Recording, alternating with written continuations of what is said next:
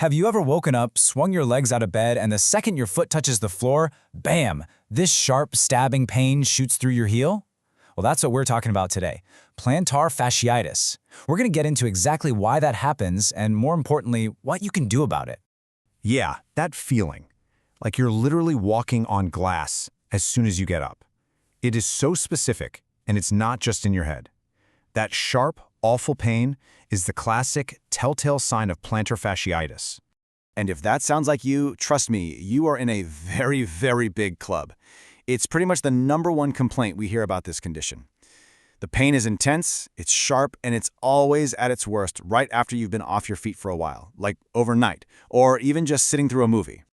And just how common is this? Well, get this. We're talking about 2 million people in the US alone who deal with this every single year. It is one of the top reasons people end up in a doctor's office for foot pain. Okay, so what in the world is actually going on inside your foot to cause such a specific and frustrating pain? To really get it, we need to take a quick look at the anatomy. So let's peek under the hood, so to speak. The bottom of your foot is this incredible, complex structure that supports you all day long. And the star of our show today, for all the wrong reasons, is that thick white band you see running from the heel right up to the toes. That is the plantar fascia. So what does it do? Honestly, the best way to think about it is like a bowstring for your foot. Every time you take a step, it stretches and tightens, supporting the arch of your foot and acting as a shock absorber. It's a pretty amazing piece of natural engineering. And this is where that bowstring analogy really helps it all make sense. See, when you're sleeping, your foot is usually relaxed, kind of pointing down. This lets that bowstring, your plantar fascia, get shorter and tighter all night long. Then, you wake up, you stand up, and you suddenly yank on that cold, tight band of tissue. That abrupt stretch causes irritation, inflammation, and even tiny little tears in the fascia. And that is where that sharp morning pain comes from. So, where does it hurt the most? Well, usually, it's pinpointed right where that fascia attaches to your heel bone, what doctors call the calcaneus. That one specific spot takes the biggest hit, which is why if you press there and it's super tender, that's a huge clue for your doctor. All right, so now we get the why. So let's talk about the how, as in how do we get some relief? And the good news here is that the most powerful treatments are often the simplest ones you can do at home. Think of your starting point as a simple 3-part plan. It all begins with some very specific stretches. Then, we look at what you're putting on your feet. Supportive footwear is key. And finally, the old standbys, icing and rest. These are the absolute pillars of getting better. Okay, stretching is non-negotiable. But here's a real game changer a lot of people don't know about, night splints. They look a little funny, but what they do is genius. They keep your foot in a gentle, flexed position while you sleep, so the fascia can't tighten up overnight. This tackles the root cause of that morning pain head on.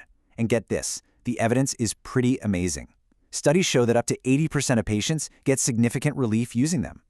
But look, I get it. What if you've been doing all the right things, you're stretching, you bought new shoes, you're icing, and that heel pain just refuses to leave? For those really stubborn cases, there are definitely other options to talk about with your doctor. So when those first steps aren't cutting it, the conversation often turns to injections. And that brings us to our evidence corner. Let's take a look at what the actual clinical studies say when we compare two of the most common injection therapies out there.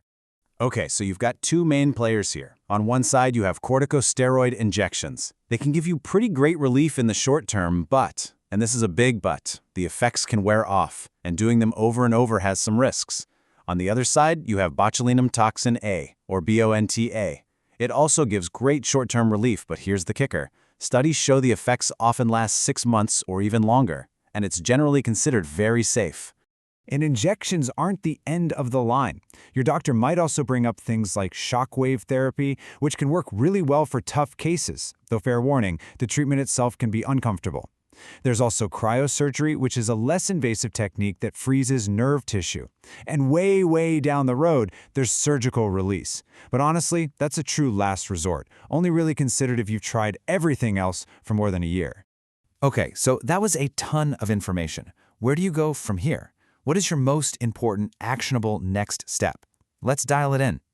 But first, I want to share a really important message of hope, and this comes directly from the medical literature.